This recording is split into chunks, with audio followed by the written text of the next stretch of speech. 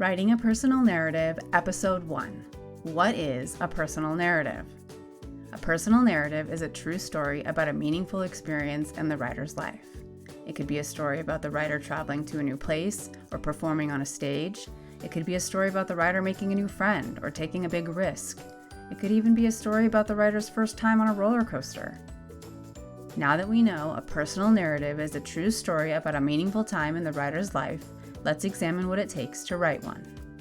A personal narrative is a true story about a meaningful experience. A personal narrative has a beginning, middle, and end.